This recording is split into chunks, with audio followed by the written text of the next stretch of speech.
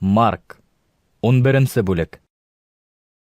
Иерусалимға яҡынлашҡанда Вифагиянан һәм Вифаниянан йыраҡ түгел Зәйтүн тауы янында Ғайса 2 шәкертен алдан ебәрҙе. Ҡаршылағы анау ауылға барығыҙ. Тине уларға. Унда инеү менән бәйҙә торған һәм бығаса һис кем атланмаған йәш ишәкте күрерһегеҙ. Уны ысҡындырып, бында алып килегеҙ. Әгәр ҙә берәйһе, һеҙ нимә эшләйһегеҙ, тип һораһа, ул хужаға кәрәк. Хужа уны тиҙ үк ҡайтарып бирер, тип әйтегеҙ. Шәкерттәре урам буйында ишек алдында бәйләп ҡуйылған йәш ишәкте тапты. Улар уның бәйен сискәндә шунда торған кешеләрҙең ҡайһы берәүҙәре уларҙан. «Ниңә һеҙ ишәкте бәйҙән ысҡындыраһығыҙ?» Тип һораны. Ғайса ҡушҡанса яуап ҡайтарғас, тегеләр уларҙы тотҡарламаны. Ишәкте Ғайса янына алып килеп, өҫ кейемдәрен уның өҫтөнә һалдылар. Ғайса ишәккә атланды. Кешеләрҙең күбеһе өҫ кейемдәрен сисеп юлға түшәне. Башҡалары иһә яландағы хөрмә ботаҡтарын һындырып һалды. Алдан барыусылар да, уның артынан килеүселәр ҙә: «Осанна! Раббы исеме менән килеүсе мөбәрәк булһын! Атабыҙ Дауыттың яҡынлашып килгән батшалығы мөбәрәк булһын! Бейек күктәрҙә Осанна!» тип ҡысҡырҙылар. Ғайса Иерусалимға инеп, Алла йортона йүнәлде. Барыһын да ҡарап сыҡҡас, ваҡыт инде һуң булғанлыҡтан, 12 шәкерте менән Вифанияға китте. Иртәгеһе көндө Вифаниянан сыҡҡан мәлдәрендә Ғайса асыҡҡанын тойҙо. Алыҫта япраҡҡа күмелеп ултырған инжир ағасын күреп, емеше булмаҫмы тиеп уның янына килде. Әммә япраҡтан башҡа бер нәмә лә тапманы. Инжир ваҡыты етмәгәйне әле. Ғайса ағасҡа: «Һинең емешеңде бер ҡасанда һис кем ашамаһын», тине.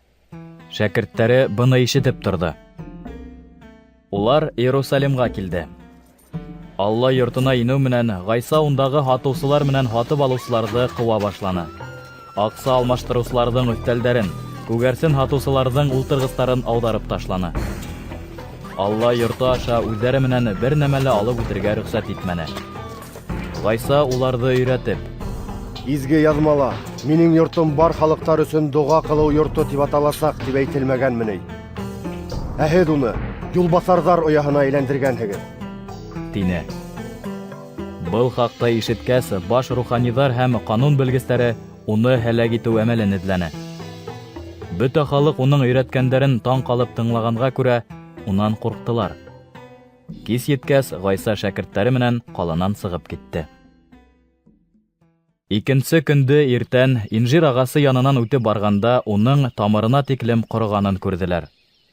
Петр иһә кисә нимә булғанын хәтерләп Ғайсаға: «Остаз, ҡара әле, һин ҡарғаған инжир ағасы ҡороған», тине.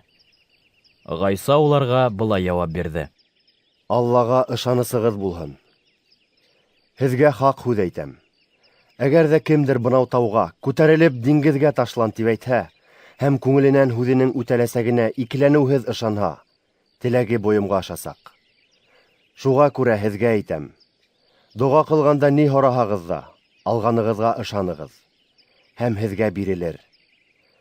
Доға ҡылып торған саҡта берәйһенә ҡарата үпкәгеҙ булһа, уны ғәфү итегеҙ. Шул ваҡытта күктәге атағыҙ ҙа һеҙҙең насар ғәмәлдәрегеҙҙе кисерер». Улар тағы Иерусалимға килде. Алла йортонда йөрөгән сағында Ғайса янына баш руханиҙар, ҡанун белгестәре һәм аҡаҡалдар килде. Бұларҙы эшләргә һинең ни хаҡың бар? Был вәкәләтте һиңә кем бирҙе? Тип һораны улар. «Мин һеҙгә бер һорау бирәм», тине Ғайса. «Әгәр ҙә яуап ҡайтарһағыҙ, мин дә быларҙы ниндәй вәкәләт менән башҡарыуымды әйтермен. Яхьяның һыуға сумдырыуы күктән инеме, әллә кешеләрҙәнме? Яуап бирегеҙ әле миңә».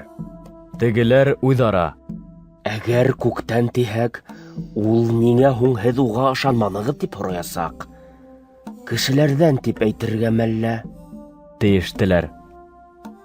Ләкин халыҡтан ҡурҡтылар, сөнки барыһы ла Яхьяны ысынлап та пәйғәмбәр тип иҫәпләй ине. Улар Ғайсаға: «Белмәйбеҙ», тип яуапланы. «Улай булғас, мин дә һеҙгә быларҙы ниндәй вәкәләт менән башҡарыуымды әйтмәйем», тине Ғайса.